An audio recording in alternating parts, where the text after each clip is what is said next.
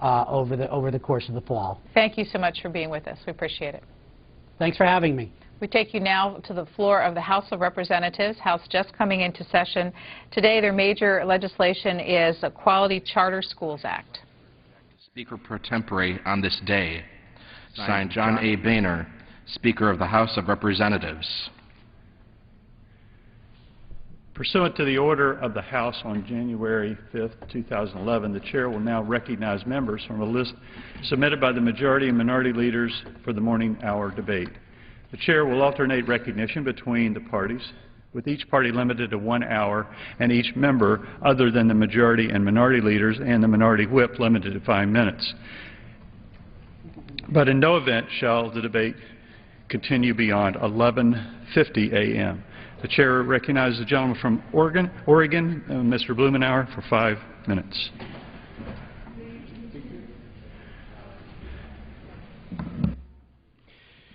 Mr. Speaker, tonight is a very historic joint session of Congress. Indeed, it is unique in the history of our nation.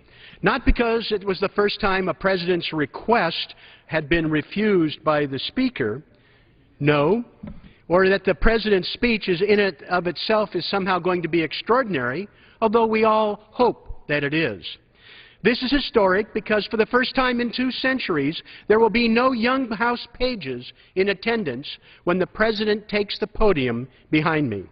No sea of young men and women in blue blazers with bright faces intent on shaking the President's hand and drinking in the ceremony and the significance of a joint session of Congress.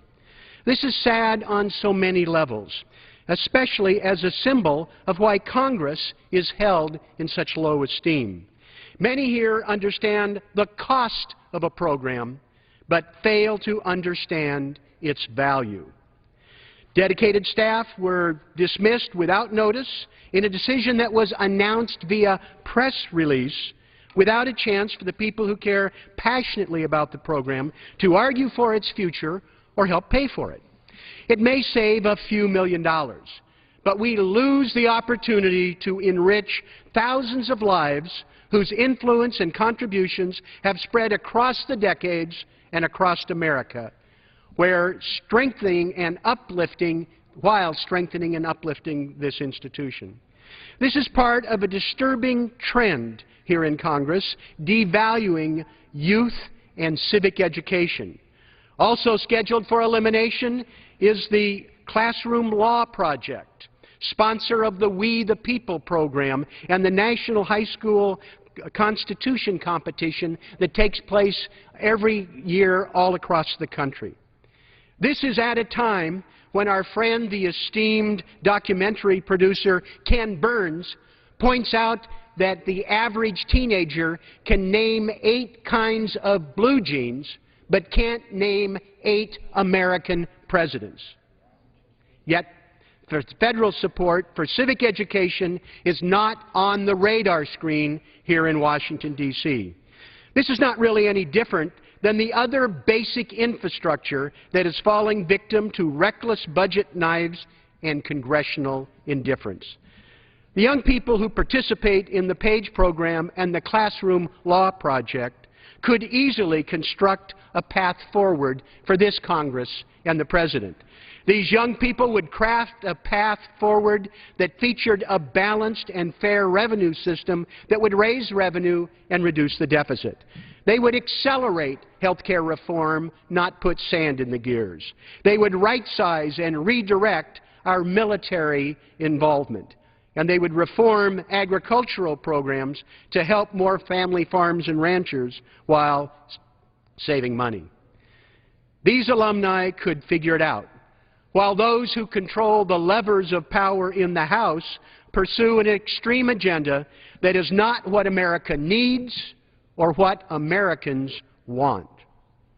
These young people, the Pages, may not be in attendance here this evening, but their absence speaks volumes about political dysfunction and a short-sighted agenda. I hope we will all listen to them. Chair recognizes the gentleman from Texas, Mr. Poe, for 5 minutes. Mr. Speaker, I come today to talk to you about something pretty basic. That is our Constitution. The way our Constitution was set up, and we all learned in civics, that this body, Congress, writes the laws for the people. Down the street, the Supreme Court, they interpret that law, they judge that law. And the executive branch is the branch of government that we expect through our Constitution to execute the law or enforce the law. In fact, our Constitution in Article 2 states specifically about the President and gives the President a job and a duty that no other person in this country has under our Constitution. Besides taking the oath to uphold the Constitution, Article 2, Section 3 says that the President shall take care that the laws be faithfully executed, that the laws are in the hands of the President, and he's to take care that he fulfills his obligation to execute those laws, to follow those laws. And that's the way our Constitution is set up. But that is not occurring. Because, you see, we have laws in this country that this body has passed that the administration doesn't want to enforce.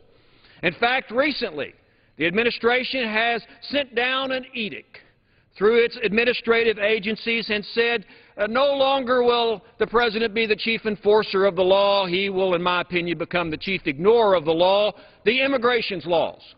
Because, you see, the Immigration Service has decided, well, we're really not going to enforce the law that applies to all of those people that are here in the United States illegally. So we are going to defer action. What does that mean? Here's what it means, Mr. Speaker.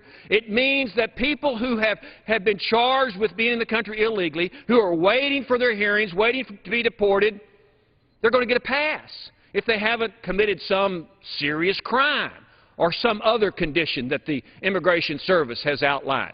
And if people are in this country illegally and they haven't committed a violent crime, well, they're going to get a pass too. They're not going to be deported because the law will not be enforced. The action of prosecuting them will be deferred indefinitely. Now, whether it's a good idea or not to let certain people stay in the country because of certain reasons is not the issue. The issue is Congress has not authorized this so-called prosecutorial discretion. Prosecutorial discretion. I was a prosecutor. Many members were prosecutors. Before I was a judge, I was a prosecutor. Prosecutor discretion means this. A case comes before the prosecutor's office, and you read the case and you find out, hey, this person may not be guilty, or there's no evidence to prove they did this. So you dismiss that case because the person is innocent. And the law sets up reasons for why there's prosecutorial discretion. But not so anymore. The Immigration Service has come up, and I ask unanimous consent that I can submit the 20 reasons why people should not be deported any longer. Without objection. There are 20 reasons. The Immigration Service says by no means these are exhaustive reasons why people should not be deported any longer. And what that means is the Immigration Service has given a list of reasons, well, we're not going to deport these people for these reasons. They don't have that authority. Congress writes the laws, not the administration, and just because the administration doesn't like the law gives them no authority to say we're going to ignore certain laws for this reason. And I noticed that this memo that came out from the Immigration Service came out while Congress was in recess. The chief enforcer of the law has the duty to enforce the rule of law. We write them, the President enforces them. Whether the President, the administration, the Immigration Service likes it or not, they're to enforce the rule of law. And not come out with some memo saying, well, here's some exceptions to the law. We're just not going to get around to following these exceptions and deporting people because of these numerous reasons. And in essence, the administration has altered the law by edict or by memo in this case. It is the obligation of the chief enforcer of the law to enforce the rule of law, not to give a pass to certain people that are in this country illegally because of certain reasons. Don't know the reasons the President has made this decision. People can conjecture up their own reasons why certain folks are getting a pass. But it's great news for people who are in the country illegally. It's great news for people who are coming to the country illegally. It's okay to stay in America as long as you don't commit some serious crime in the United States. And that is an obligation of the President to enforce the law, enforce the immigration laws that we write, and not become the chief ignorer of the law. And that's just the way it is. Chair recognizes the gentleman from Massachusetts, Mr. McGovern, for 5 minutes. Without objection. Mr. Speaker, every year the Department of Agriculture collects, analyzes, and releases a report detailing the amount of domestic food insecurity. Yesterday, USDA released this report. Now, this may sound like a wonkish, policy-driven report, but it's one of the most important reports written and released by any federal agency. Simply put, Mr. Speaker, this is a report about hunger in America. Our country is going through very difficult economic times, the most difficult since the Great Depression. One of the results of this recession has been an increase in hunger. Families who have lost their jobs or seen their incomes reduced because of the economy have had a difficult time putting food on their tables. It's common to see families who once volunteered at or donated to local food banks and food pantries now stand in line from these very same nonprofit organizations. Unfortunately, these organizations have had difficulty meeting the demands they've faced over the past few years. The good news, I suppose, is that the new USDA report shows that fewer people were food insecure in 2010 than 2009. The bad news is that there are still 48.8 million Americans who struggled to put food on their tables last year. Frankly, Mr. Speaker, these numbers are unacceptable. It's unconscionable that even one person in this country goes without food, let alone 48.8 million people. It breaks my heart that 16.2 million of these hungry people are children.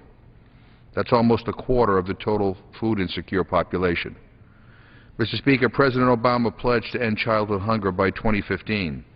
It's clear, barring some dramatic shifts in policy, he's not going to achieve that goal.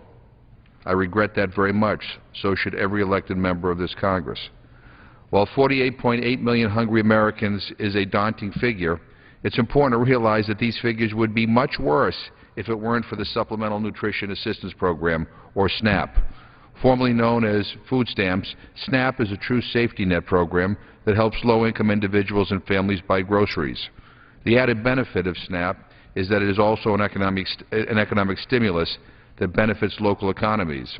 It's a simple concept. For every SNAP dollar spent, $1.84 goes into the economy. But despite what SNAP critics may claim, SNAP prevented millions of Americans from going without food. Without a doubt, yesterday's food insecurity numbers would have been much worse if it weren't for SNAP. Mr. Speaker, hunger is a political condition. We have the means to solve hunger if we muster the political will to do so. SNAP is a proven program, one that prevents hunger while stimulating the economy. It's for both the moral reason and the economic reason that any deficit reduction proposal considered by the Select Committee on Deficit Reduction, the so-called Super Committee, must not cut SNAP or do anything that increases hunger and poverty. Cutting SNAP or similar anti-hunger programs will increase hunger, an action that I believe is morally indefensible. That's why I will be circulating a letter urging the 12 members of the Select Committee not to approve any deficit reduction policies that will increase hunger or poverty in this country. I urge my colleagues, Republican and Democrat, to join with me in this important letter. Mr. Speaker, a responsibility of government is to protect the most vulnerable people in our country while doing everything we can to ensure that we pass on the strongest country possible to our children and our grandchildren. Cutting SNAP, the program that literally prevents millions of Americans from going hungry, would be wrong. And collectively, we must do everything we can to prevent any actions that increase hunger in America. These food insecurity numbers are sad and disheartening, but they are also a call to action. We can do better. We must do better. Mr. Speaker, I yield back the balance of my time. Chair recognizes the gentleman from Minnesota, Mr. Paulson, for 5 minutes. Without objection. Well, Mr. Speaker, last year, as part of the new health care reform law, a new $20 billion tax on medical devices was put in place. Now, since the day this ill-conceived tax was first proposed on medical innovation, I have said it would reduce access to new life-saving technologies and put American jobs on the line. And yesterday, a study was released that confirms just that. According to the report, this new tax on medical innovation, which goes into effect in January 2013, could cost America as many as 43,000 jobs in just the next several years. Mr. Speaker, there's still time to repeal this tax.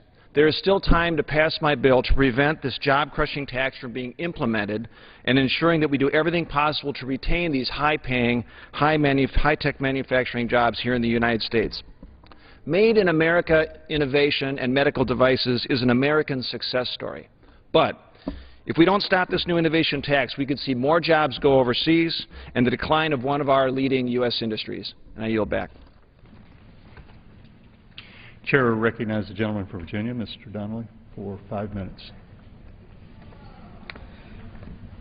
Mr. Speaker, America needs jobs, and it's time we focus on proven policies rather than political rhetoric and posturing. We need a real jobs program that builds on actual success. The President tonight will be putting forward his job creation proposal. Unfortunately, some of our colleagues on the other side of the aisle have already decided that they're not even going to come and respect the President's joint appearance tonight. Talk about closed minds. According to reports, he'll call for infrastructure investments and middle-class tax relief through an extension of the payroll tax cut, policies we know can create jobs.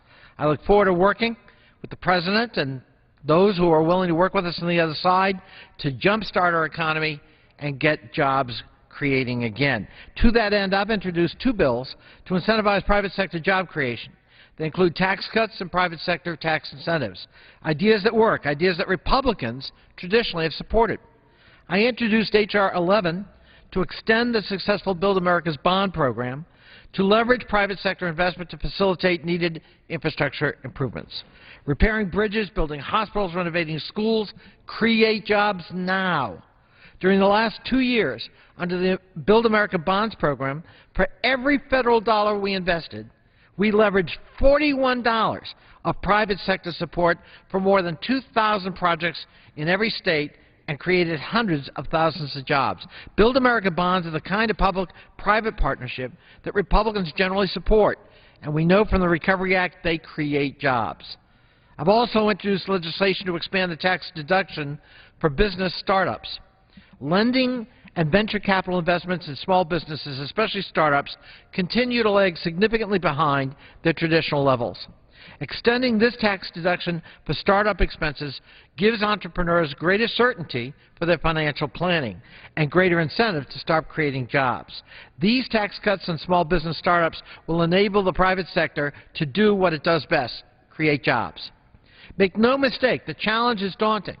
The Great Recession was the worst economic collapse in 80 years. At its height, Americans were losing 700,000 jobs a month. So Democrats in the last Congress took action. We passed the Recovery Act, which cut taxes for 95% of all Americans and increased infrastructure investment, saving and creating hundreds of thousands of construction jobs. We provided educational support to train a more highly skilled workforce. We enacted a hiring tax credit to spur private sector hiring of recently laid-off workers. And we saw results. After months of horrific job losses, America began more than 1 year of monthly private sector net job growth, peaking earlier this year with 3 straight months of more than 200,000 private sector jobs created. In fact, in the last 18 months, we created 2.4 million private sector jobs. The public sector, however, has lost jobs every single month this year. Isn't this the result for which the Republicans actually advocated? Didn't they tell us that cutting government will free up the private sector? Then why did we have just 17,000 private sector jobs created in August? In fact, the job results this August were the Republican economic plan in action, continued cutting, and 0 net jobs created. It's time we acknowledge that the Republican cut-to-create philosophy cuts the job market and creates only uncertainty. The choice is simple: politics versus job creation. We're all going to be listening with great attention tonight to the President, and I hope all of us attend. Thank you, and I yield back. Chairman, recognize the gentleman from Illinois, Mr. Dole, 5 minutes. Without objection. Thank you, Mr. Speaker. Over the past several weeks, I've had the privilege to meet with people from all over Illinois' 10th Congressional District. Whether I was at a senior center or holding a town hall meeting, one thing was clear. The people are concerned about the economy, and they want Congress to work together to find solutions. Throughout August, I toured several factories, held town hall meetings, hosted a job fair where over 600 people attended, organized meetings with manufacturers and entrepreneurs. At each and every one of these events, people eagerly shared their ideas about how to spur the economy. And one thing also was clear is that they were fed up with Washington's politics as usual. Mr. Speaker, we know Washington doesn't create jobs. Small businesses and entrepreneurs do. But Congress does have the responsibility to create an environment that fosters job creation and removes barriers that stifle innovation and economic growth. Tonight, Mr. Speaker, we're going to hear from the President, and I'm looking forward to finding common ground so that we can put people before politics and progress before partisanship so we can get America back to work. And with that, I yield back. Chair recognizes the gentleman from Oregon, Mr. DeFazio, for 5 minutes.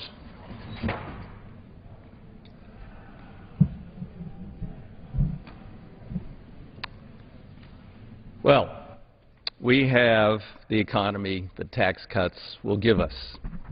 8 years of Bush tax cuts, 2 years of Bush-Obama tax cuts, and now the individual Obama tax cut proposals. $5 trillion borrowed, distributed generally with the Bush tax cuts, principally to the job creators, as Republicans call them, millionaires and billionaires, and in little bits to working Americans. It's not working. So why would we do more of the same? Apparently the President tonight is going to propose again to extend the Social Security tax holiday. 2 things wrong with that, maybe 3. One is it's not putting anybody back to work. 2, we borrowed $110 billion this year to put into the Social Security Trust Fund because we cut the income of Social Security by $110 billion. And now we're being told perhaps we should double down.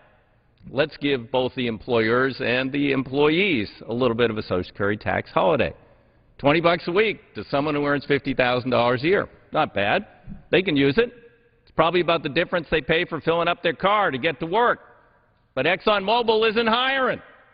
Or, you know, maybe they use it to put food on the table for the kids, or, you know, maybe buy junk from China. It's an old economic theory. Put money in the pockets of Americans, and the idle plant capacity in America will rev up and hire Americans to make things in America. We don't make things anymore because of failed trade policies. Apparently, failed trade policies are going to be part of this jobs proposal. 3 more Bush free trade proposals now adopted by Obama. That would be a disaster if that's part of this so-called package. It would be a travesty. But the tax cuts, let's forget about the tax cuts. Let's not just have a little dribble or drab of infrastructure investment. People say, oh, the stimulus failed. What happened? All your infrastructure investment. 40% of that stimulus was tax cuts. 7%. 7% was investment in infrastructure. Yeah, it worked, but it was a pathetically small part of the package. In a country that has a $3 trillion infrastructure deficit, with dams that are failing, levees that are failing, highways that are crumbling, bridges that are falling, transit systems that are based in, 19th and early 20th century technology, and our competitors are, building out a 21st century infrastructure. We need a bold vision. We don't need another little dribble or drab at infrastructure, and we sure as heck don't need another one of these stupid shovel-ready project things. We need long-term investment. When you do long-term investment, then the private companies who build all these projects, these aren't government projects, taxpayers fund them, private sector builds them, many small businesses, will go out and buy equipment. And when they buy equipment, especially if we put Buy America requirements on all these proposals, they'll buy things that will be made in America that will put people back to work in manufacturing. So this isn't just about construction jobs. It's about manufacturing jobs. It's about engineering jobs. It's about small business jobs. But it needs to be a major, bold, long-term vision on building a 21st century infrastructure for America to make us more competitive in the world. Enough with the tax cuts. They don't work. They don't put people back to work. And guess what? If you don't have a job, you don't get a tax cut, do you? Let's do something for the people who need jobs and for the future of the country and for our kids with a grand long-term vision tonight, not more of the same. Chair recognizes the gentlelady from Virginia, Ms. Fox, for 5 minutes. Thank you, Mr. Speaker. Mr. Speaker, over the district work period, I had the chance to attend a celebration to honor the founders of a remarkable organization called Purple Heart Homes based in Statesville, North Carolina. The celebration was organized by the Chamber of Commerce in Statesville. John Galena and Dale Beatty, both combat wounded disabled veterans, founded Purple Heart Homes in 2008 to help other disabled veterans live with dignity. Beatty and Galena were severely injured in Iraq in 2004 when their Humvee was blown up by an anti-tank mine. As a result of their injuries, these two friends discovered a new passion, helping other service-disabled veterans of all ages. Their mission is to provide appropriate housing solutions to disabled veterans at little or no cost. They know firsthand the value of returning home after serving America while deployed, and they understand just how much it means for service-disabled veterans to have a usable and accessible home. Their leadership, hard work, and commitment to honoring those who have sacrificed so much for their nation has not gone unnoticed. Last month, Time magazine featured them on its front cover as examples of a new generation of emerging leaders. The people of Statesville and North Carolina could not be more proud of these veterans and their exemplary dedication to serving others. John Galena and Dale Beatty have overcome great odds to succeed in their mission of serving others. Their stirring example gives me confidence that they have only just begun to accomplish great things. I hope that many others follow in their footsteps and are inspired to serve those in need. And with that, I yield back. Chair recognizes the gentlelady from California, Ms. Woolsey, for 5 minutes. Mr. Speaker, today the Joint Select Committee on Deficit Reduction holds its first organizational meeting. And it does this as it begins its work on reaching the spending cut benchmarks called for in the debt ceiling compromise. I have a suggestion for the 12 members who have been entrusted with this responsibility. I know exactly the place they should identify for their savings. It's a government program that's been notorious for waste and cost overruns. It's been cited many times over by neutral experts for its excess and inefficiency. It hasn't achieved its stated goals, and it is deeply unpopular with the American people. I'll give you a hint. It's not Medicare or Social Security. It's not food stamps or unemployment benefits or Pell Grants or WIC. It's not any of the programs that comprise the safety net for our nation. It's not any initiative designed to lift up the American people, giving them a chance to rise above difficult economic times. No, it's a decade-long effort that has been fiscally irresponsible, eroded our moral authority around the world, and cost our nation more than 6,000 precious lives. That's right, Mr. Speaker. Our ongoing wars in Afghanistan and Iraq are the perfect target for the spending cuts our country needs to restore fiscal balance. I've written a letter to the Super Committee, co-signed by 23 of my colleagues so far. They're still signing on, strongly urging the committee to take a hard look at the overwhelming crippling costs of these wars. Afghanistan alone is costing the American people at least $10 billion a month, and to date, Iraq and Afghanistan combined have sucked the Treasury dry to the tune of a staggering $2.3 trillion. Not million, not billion, $2.3 trillion. Frankly, this would be a ripoff at a fraction of the cost. If these wars were revenue neutral, if they carried no price tag at all, I'd say it's not worth it.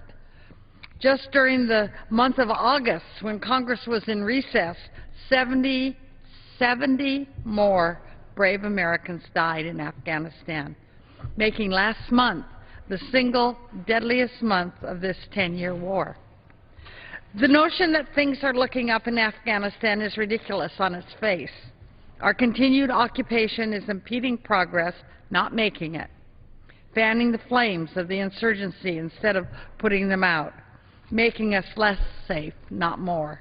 And for this, we are asking our people here in the United States to go without. Less than 12 hours from now, however, the President will be speaking from the chamber, and he'll be talking about his job creation strategy. My colleagues on the other side of the aisle, I fear, will react by saying, we can't spend a dime more to solve our devastating economic crisis and put Americans back to work. Yet the overwhelming majority of them have nothing at all to say about the trillions of dollars we've wasted and are continuing to spend on reckless, senseless, immoral wars.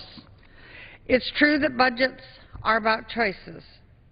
Which will we choose? The human destruction of seemingly endless wars abroad, or the pressing human needs we have here at home? The Super Committee has a big job, Mr. Speaker. It would be grossly irresponsible for them to ignore one of the biggest ticket items when they're making their considerations. Let's help solve our budget crisis, our moral crisis at the same time, by bringing our troops home. I yield back. Chair recognizes the gentleman from Virginia, Mr. Hurt, for 5 minutes. Thank you, Mr. Speaker. Mr. Speaker, I rise today to address the current state of the economy and the jobs crisis that is facing Virginia's 5th District and our nation. The August jobs report that was released last week showed that no net new jobs were added to the economy in the month of August, while unemployment remains unacceptably high at 9.1%, underscoring the urgent need for real change in Washington so we can get America working again. To help jumpstart our economy, the House has been laser-focused on supporting those policies that seek to remove the federal government as a barrier to job creation, to unleash innovation, and invite opportunity in the private sector. To this end, the House has already passed several pro-growth measures that could immediately help spur job creation in Virginia's 5th District and across our country. Unfortunately, the Senate has inexplicably refused to take action on these bills, blocking progress on common-sense solutions that would help turn our economy around at a time when we need it most. Continuing to build on our efforts in the House to grow the economy and create jobs, the Majority Leader recently announced the upcoming fall and winter legislative schedule for Congress, which will focus on reducing and repealing unnecessary government regulations to create a more certain economic environment to provide our true job creators with the confidence and the freedom necessary to expand and hire.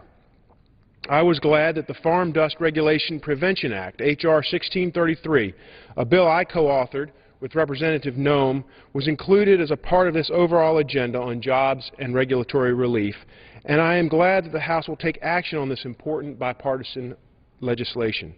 H.R. 1633 would prohibit the EPA from burdening farmers and small business owners in rural America with additional dust regulations so they can focus on growing their businesses and putting people back to work.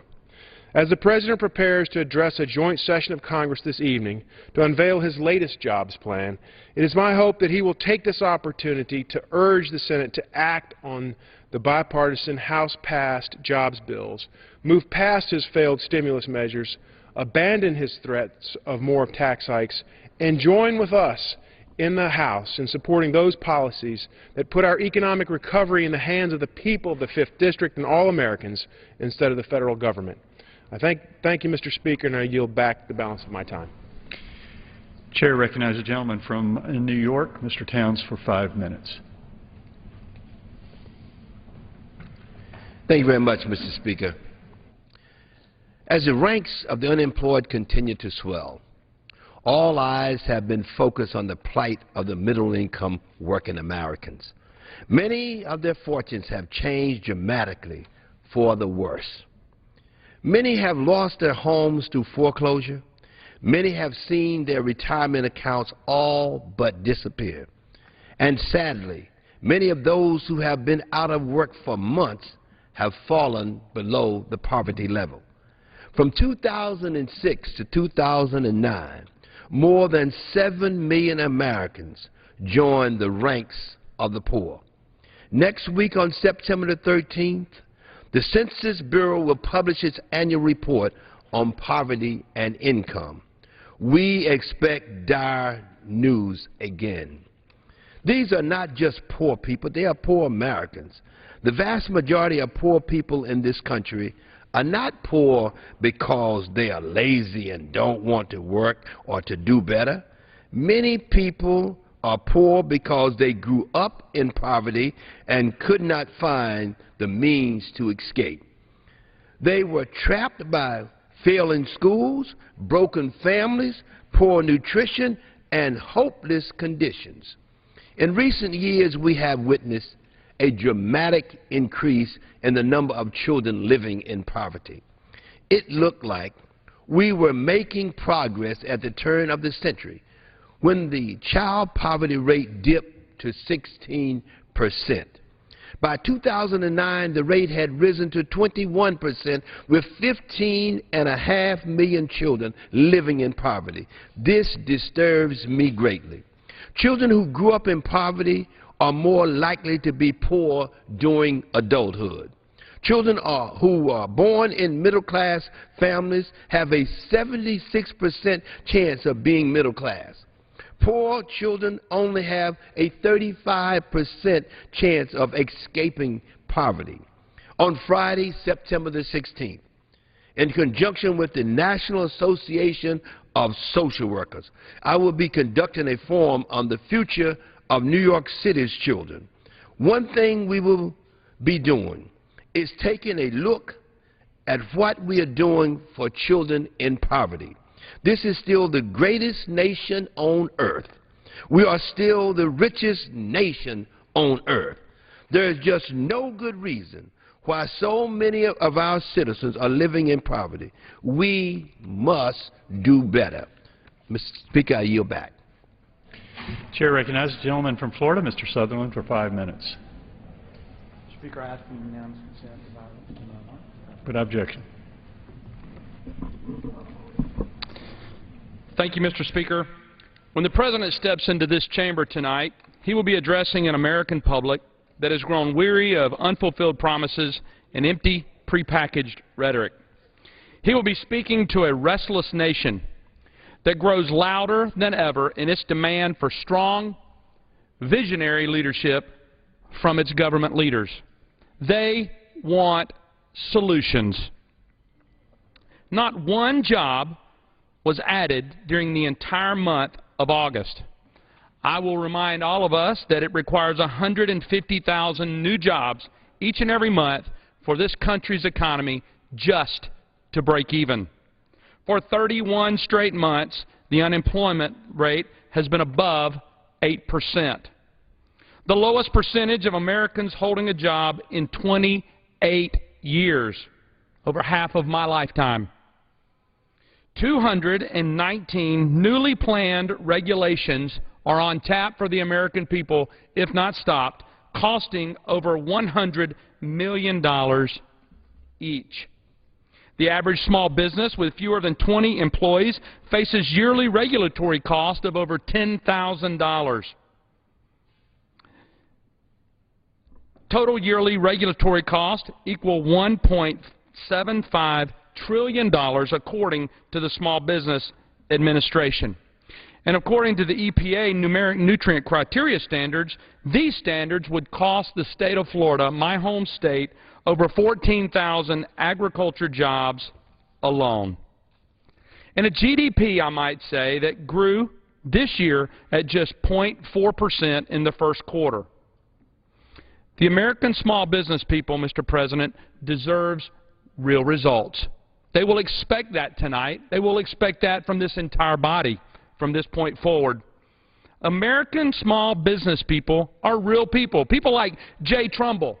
Jay is a personal friend I've known for a long time. He lives in my own congressional district. Jay is an independent dealer for Culligan Water, a company with offices in Panama City, Tallahassee, and Fort Walton Beach.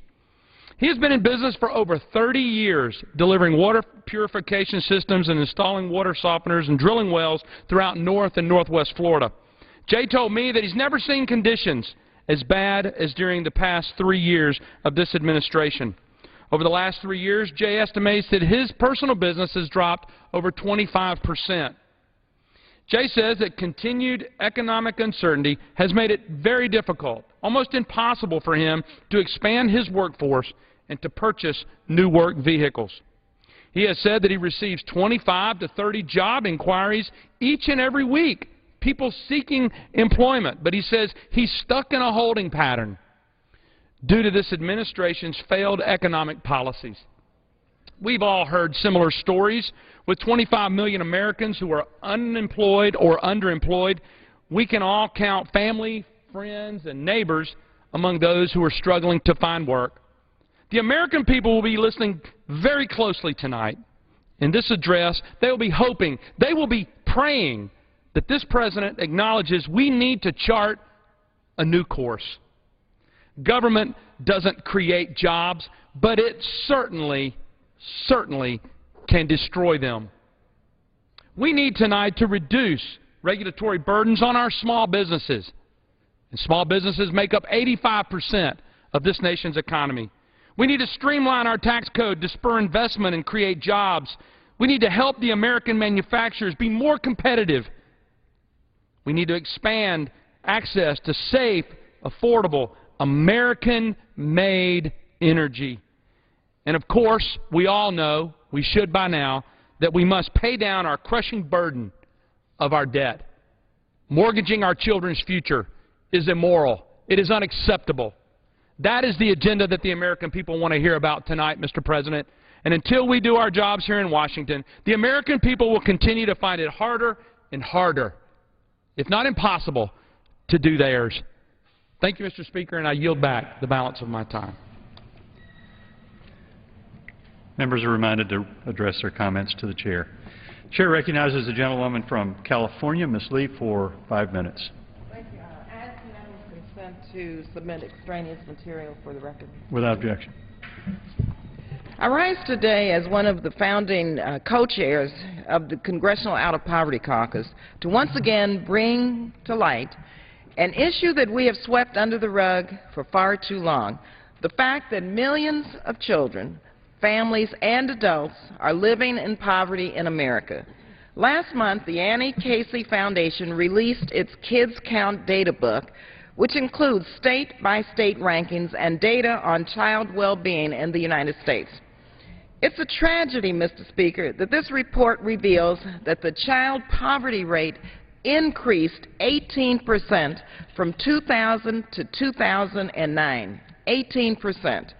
Every gain in the fight against child poverty across America in the 1990s was lost from the year 2000 to 2009. We now have 2.4 million more children across America living below the federal poverty line. It's a moral outrage that in this prosperous country, so many of our children are suffering, and we know that the impact is far worse in communities of color. While the national child poverty rate is a staggering 20%, when we break it down, we find some tragic and heart-wrenching numbers. The child poverty rate for non-Hispanic white children is 12%. For African-American children, it's 36%. For American Indian and Alaska Native children, it's 35%. For Hispanic and Latino children, it's 31%. And for Asian American and Pacific Islanders, the rate is 13%. But among Southeast Asian American children, the poverty rate is 22%. these statistics, these children, this childhood poverty rate, this is unacceptable. This data confirms what we've seen in our communities all along. The irresponsible fiscal policies of the prior administration plunged working families, especially those in communities of color, into poverty. This report also reveals the impact of the Great Recession on children and their families. Nearly 8 million children lived with at least one parent who was actively seeking employment but was unemployed in 2010. This is double the number in 2007, just 3 years earlier. That's why I again call upon the Speaker to bring my legislation and Congressman Scott's legislation, H.R. 589, to the floor for an up or down vote immediately to help millions of children with job-seeking parents to get out of poverty.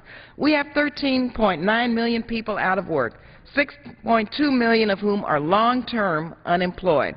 Worse yet, these numbers do not include those people across this country who have given up on trying to get a job or those who are unemployed.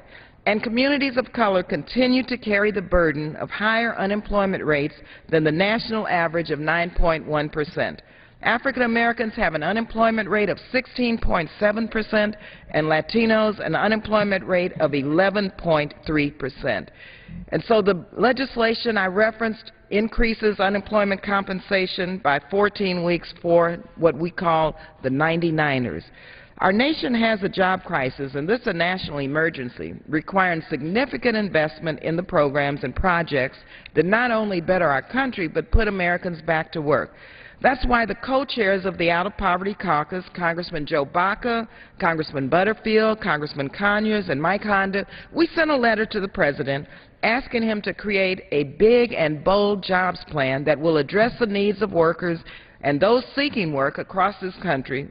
This will result in helping our economy, our communities, and our nation's children.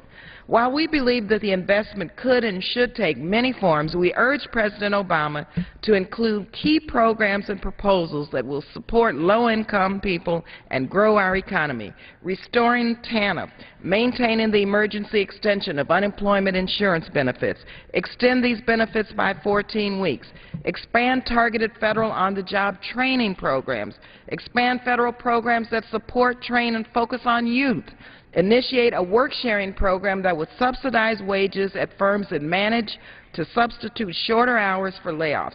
We look to President Obama to present a bold package of direct investment which is aimed at our nation's most vulnerable, those facing or living in poverty.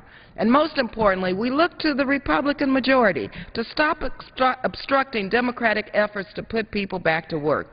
I urge the Republicans to end their no-jobs agenda that make it easier for corporations to send American jobs overseas, protects tax breaks, big oil, and ends Medicare. I hope they know that to make it in America, we must make it in America.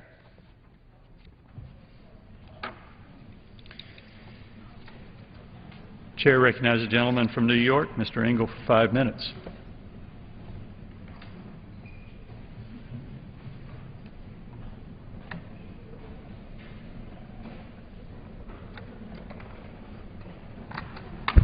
Thank you, Mr. Speaker. Mr. Speaker, yesterday I just came back from a trip to Israel, and I wanted to share with my colleagues some of the things that are going on currently in the Middle East and some of the things that will happen within the next couple of weeks. First of all, it's always a pleasure to visit Israel, the only democracy in the Middle East. It's a pleasure to watch last Saturday night. There were demonstrations throughout Israel, the young people in a democratic way voicing their feelings about important issues, just like we do here in the United States. And the people in Israel who are doing this, you know, in a region where you have governments in Syria killing their own people, demonstrations and soldiers firing on people in Libya and Egypt. In Israel, you have peaceful demonstrations and no fear of the police or the military harming the people, because Israel is a full-fledged democracy, just like we are, just like the United States is. And it was a pleasure to be in that country to see democracy at work. But you know, there are several things that are happening during the next few weeks, and a number of them are at the United Nations in my home city in New York. The Palestinian leadership has decided that it will go to the United Nations to try to get a declaration of statehood. Now, that is something that I believe, and any reasonable person believes, should be decided in negotiations, face-to-face negotiations, between Israel and the Palestinians. In any dispute anywhere in the world, the only way that you can resolve the issue is if the two adversaries sit down and hammer out the issues, not by going to the United Nations, which is frankly a kangaroo court against Israel. There are so many resolutions that get passed year in and year out against Israel. Israel can never have a fair shake. Thinking the Palestinians are thinking that if they go there somehow or other they will have a state, but in reality it will make it even worse.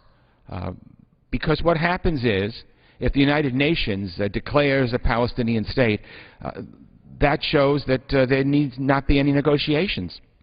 And down the line, the Palestinian leadership will not be able to settle for anything less than what the resolution says, and no Israeli government, frankly, can agree to what a likely resolution is likely to say. And it will set back the cause of negotiation and the cause of peace even greater.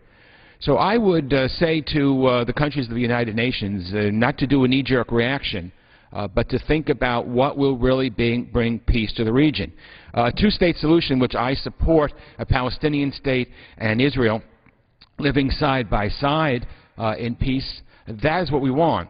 And I should say a Jewish state of Israel and an Arab-Palestinian state living side by side in peace. If the Palestinians truly want peace, they can get it. They can get it by face-to-face negotiations, not by running to the United Nations and having a resolution that will set back the cause of peace for many, many years to come. Now, another thing that's happened in the region has been, frankly, the belligerence of Turkey with Israel. Turkey's a NATO nation, but for some reason the leadership in Turkey has decided that they want to look away from democracy. They want to look towards Iran and towards the Middle East. And so they have become increasingly hostile towards Israel. And we have, of course, the flotilla incident, where Israel has a blockade of Gaza, because Hamas, terrorist organization, is in Gaza, in control of Gaza, and Israel has to be very, very sure that it protects its citizens from terrorism. We have had rockets and rockets and rockets, barrages fired into Israel from Gaza, Israeli citizens being killed. No country would ever allow that to happen. If we had a situation where terrorists were firing missiles at us from any of the border countries, Mexico or Canada, we wouldn't stand for it in a second. We would go in and clean out the terrorists that are threatening our civilian population.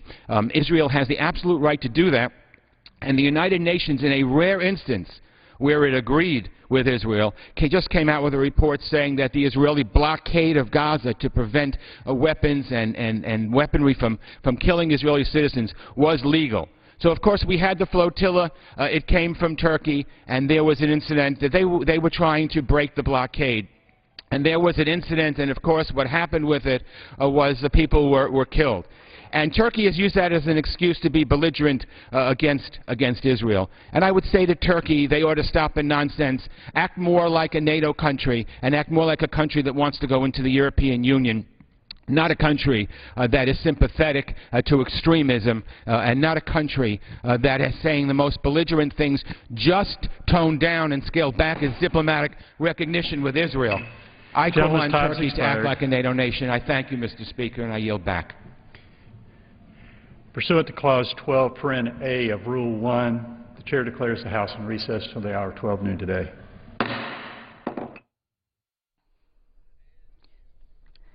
The House returns at noon Eastern for legislative work.